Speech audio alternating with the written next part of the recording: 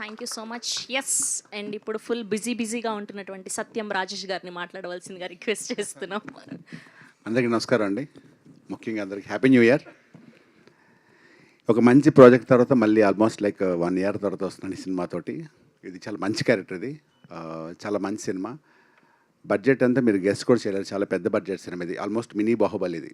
ఆ ప్రొడ్యూసర్ గారు అంత నమ్మకంతో, కథ మీద శ్రీవాస్తవ్ గారు, మోహన్ గారి మీద నమ్మకంతో, మారుతి గారి సపోర్ట్తో చాలా ధైర్యంగా మా విజయపాల్ రెడ్డి గారు చేస్తున్న సినిమా సూపర్, చాలా బాగుంటుంది సినిమా. మీకు చెప్పింది చిన్నగా చెప్పడం కన్నా సినిమాని ట్రైలర్ బట్టి అర్థం, చాలా పెద్ద సినిమా, ఒక పెద్ద లాంచ్లా అనిపిస్తుంది ఆయనకి. నాది కూడా చాలా మంచి క్యారెక్టర్. ఇంకా ఇందులో చేసిన చిన్న పాప మేఘన కానీ, హీరో కార్తికేయ అంటే ఆల్మోస్ట్ చైల్డ్ ఆర్టిస్ట్లో ఆయన ప్రభాస్ లాంటి ఇప్పుడు ఆయన చాలా బాగా యాక్ట్ చేశారు వాళ్ళు.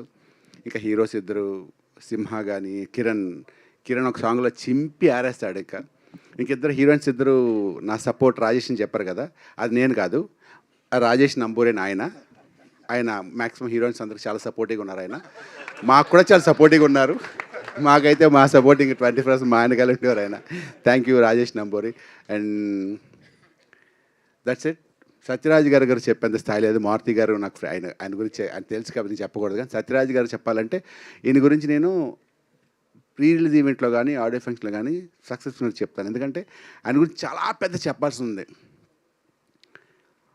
ఆయన ఏజ్కి, ఆయన సీనియారిటీకి ఆయన ఈజ్ లైక్ ఎ వాటర్.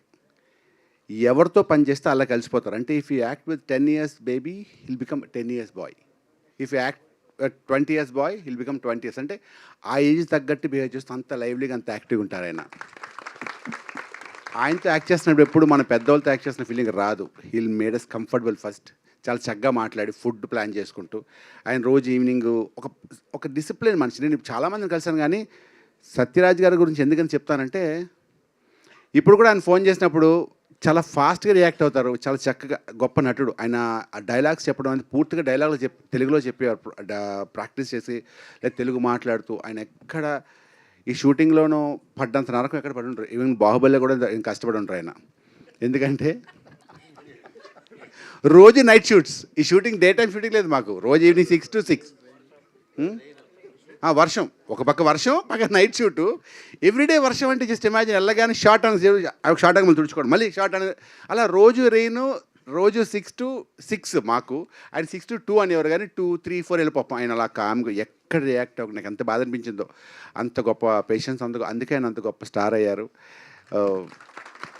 ఇంకా సినిమా గురించి చెప్పాలంటే, సినిమా గ్యారంటీగా మీరు ఇది జస్ట్ శాంపులే, చిరిగిపోతుంది సినిమా. Once again thank you so much అందరికి. Once happy new year all.